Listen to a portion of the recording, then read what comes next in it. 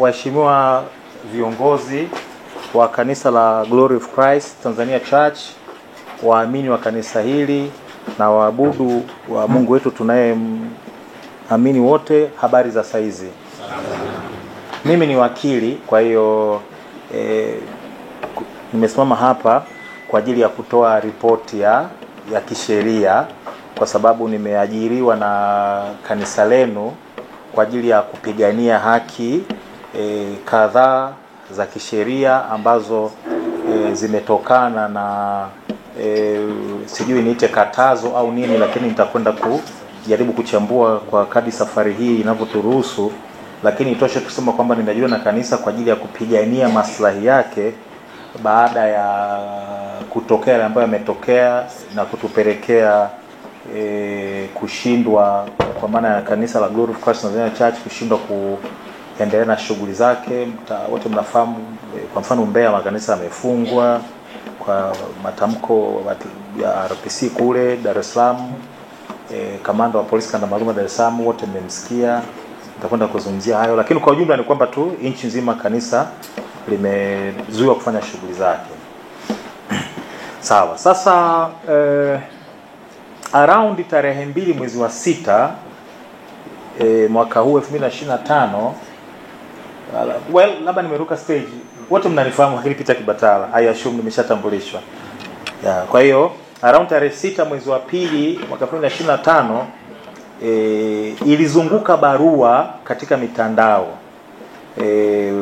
Barua hiyo ilikuwa inajielezea kwamba imesainiwa kwa mkono wa Register of Societies, msajili wa taasisi, sio neno rasmi sana, lakini ya Register of Societies. Nafikiri mnafahamu kwamba kanisa na taasisi nyingine za kijamii zina mchakato wake wa kuomba kusajiliwa, na mfumo wake wa usajili uko chini ya Wizara ya Mambo ya Ndani, na kuna wasajili mbalimbali. Kuna wasajili wa vyama vya michezo, kuna wasajili wa taasisi kama makanisa, kuna wasajili wa NGOs, na baada ya kupata usajili kila taasisi inapata hati ya usajili.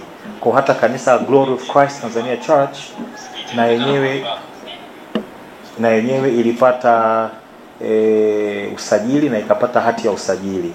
Sasa sheria ambayo inasimamia zoezi zima la usajili mpaka kufutwa kwa usajili kwa in this context makanisa inaitwa Societies Act. Ina mchakato wake wa kisheria kama kusema, kuanzia kanisa tajlimit kwenye kanisa, sitazungumzia sasa taasisi nyingine, vyama vya michezo na nini, na narrow down kwenye dhana ya kanisa. Kuna mchakato wa namna gani kanisa linaomba kusajiliwa, kuna mchakato wa namna gani kanisa linasimamiwa, kwa sababu umma wa Tanzania ndio wamiliki wa matendo yote yanayofanyika katika nchi yao, ila kuna mawakala mbalimbali ambao wanasimamia matendo ya taasisi mbalimbali kwa niaba ya umma. Sasa kwa upande wa makanisa, kama sheria ingekuwa inasimama vizuri, msajili anasimama kwa ajili ya umma, kwa ajili ya kuhakikisha kwamba taasisi ambazo zimepewa usajili basi zinafanya matendo yake kwa mujibu wa sheria na taratibu ambazo zimewekwa na sheria, na act, tunasema sheria.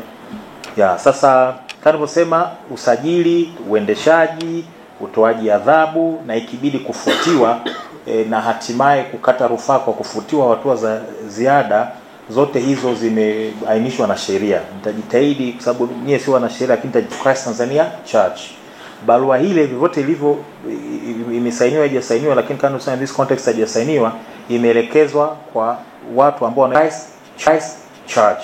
Ilipaswa ipelekwe kwa bodi ya wadhamini,